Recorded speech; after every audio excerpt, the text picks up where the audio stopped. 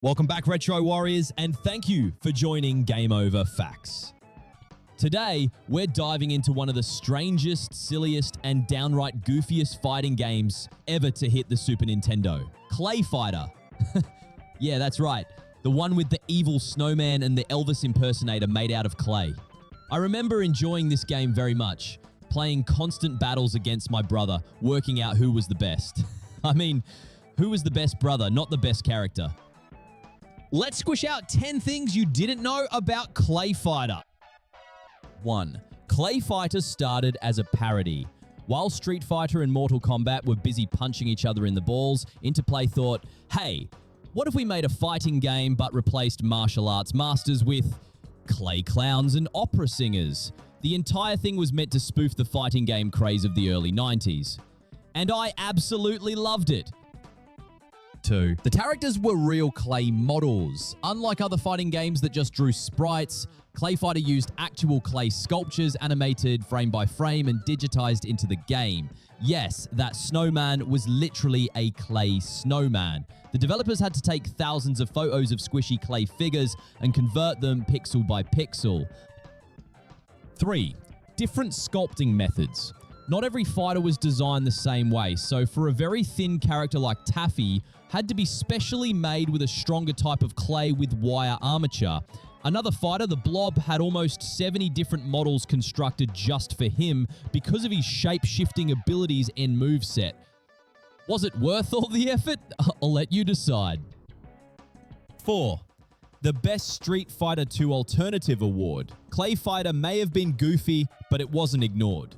In 1994, GamePro magazine actually gave it the award for Best Street Fighter II Alternative. That's right. Of all the clones, parodies, and knockoffs, ClayFighter was crowned the king of not quite Street Fighter. Honestly, that's like winning Best Off-Brand Coke at a soda contest. 5. The Lost Clay Models.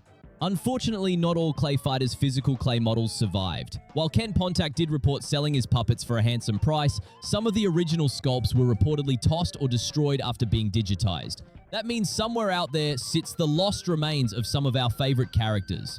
I actually found a lot of discarded clay the other day. I didn't know what to make of it! 6. Bad Mr. Frosty was the poster boy. Every fighting game has a star, and ClayFighter's was Bad Mr. Frosty, a grumpy snowman.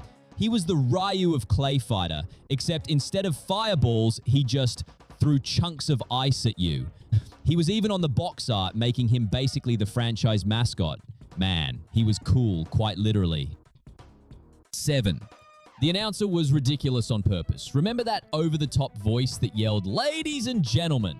Ladies and gentlemen, here are the combatants for this extravaganza. Every time you started a battle, that was not a serious take. It was designed to sound like the cheesiest fight announcer ever. And honestly, mission accomplished.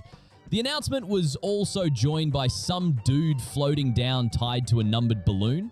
Anyone know what that guy's deal was? 8. Claytality.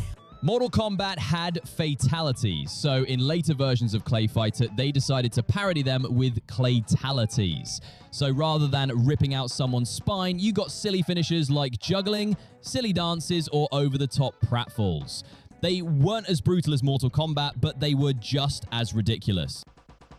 9. The game was a rental store favorite. In the 90s, ClayFighter was one of those games lots of people rented. Yes, back in the day, we would leave the couch, walk into a store, and rent a copy of the game. That's if others hadn't beaten you to it. Then take it home, play for a weekend, laugh a lot, and then take it back to the store and never touch it again. Rest in peace, Blockbuster. 10. ClayFighter actually outsold expectations. Despite being a parody, ClayFighter sold really well when it launched in 1993. The SNES version was so popular, it got ported to the Sega Genesis and even the 32X later. People just couldn't resist a fighting game that didn't take itself seriously. And there you have it, 10 things you didn't know about ClayFighter. Feel free to share your memories of this wacky game. Which character was your favorite? Any clay-related jokes? Hit me up and let me know in the comments. Don't forget to like, subscribe, and hit that bell so you don't miss more retro gaming fun. Signing off with a squish and a smile, that's game over for now.